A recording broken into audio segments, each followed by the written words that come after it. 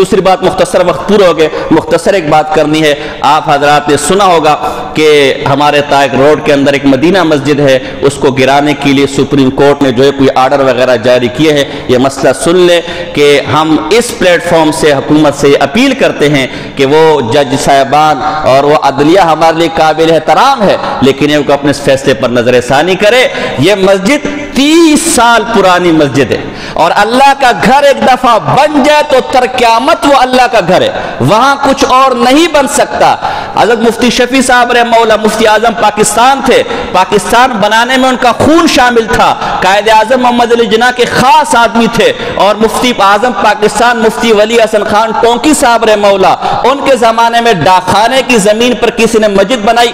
بعد میں حکومت نے اعتراض کیا کہ یہ جو زمین تھی ڈاکخانے کی تھی، لہذا یہ قبضے کی زمین پر بنی ہے. ان لوگوں نے کہا ہم نے افسران سے اجازت لی تھی، اب کیا حکم ہے؟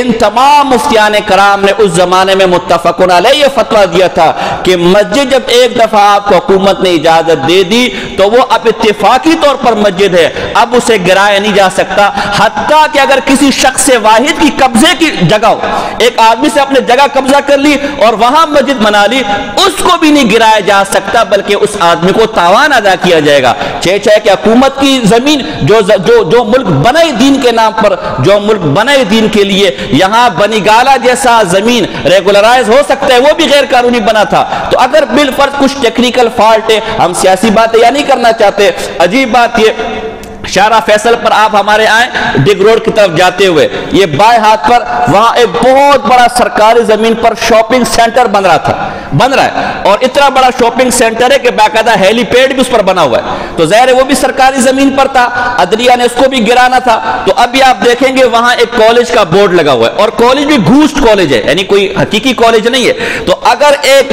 قبضے کی عمارت پر کالج کا بینر لگا کر، وہ بھی گھوسٹ کالج کا بینر لگا کر اسے لیگل کیا جا سکتا ہے، تو اس پر تو 30 سال سے اللہ کے گھر کا لیبل لگا ہوا ہے، اور لیبل بھی گھوس نہیں ہے. وہاں لوگ نماز پڑھ رہے ہیں، پارک ہے، محلے والوں کو پارک نہیں چاہیے، محلے والوں کو مسجد چاہیے، پارک آگے بنا ہوا ہے. اللہ فرماتے وَمَنْ أَظْلَمُ مِمَّنْ مَنَعَ مَسَاجِدَ اللَّهِ أَنْ يُذْكَرَ فِيهَا اسْمُهُ وَسَعَىٰ فِي خَرَابِهَا. اس سے بڑا ظالم کون ہوگا جو اللہ کے نام سے مساجد کو روکے اور مساجد کی تباہی اور بربادی میں اپنا حصہ ڈالے.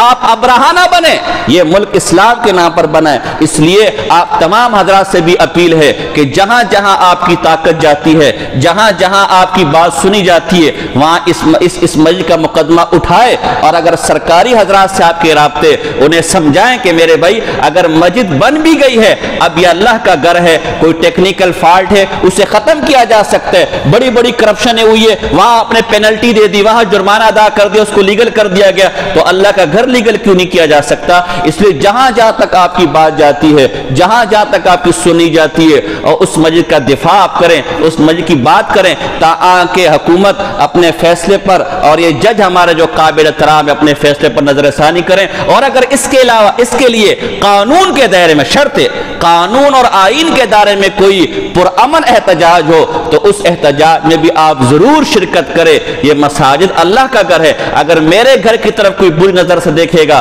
میں بچانے کے لیے نکلوں گا، یہ تو پھر بھی اللہ کا گھر ہے. تو انشاءاللہ اس کے لیے کوشش کریں گے نہیں کریں گے؟ زور سے کہہ دیں انشاءاللہ، زور سے کہہ دیں. اللہ آپ کو رضائے خیر دے. وما علینا الا البلاغ المبین.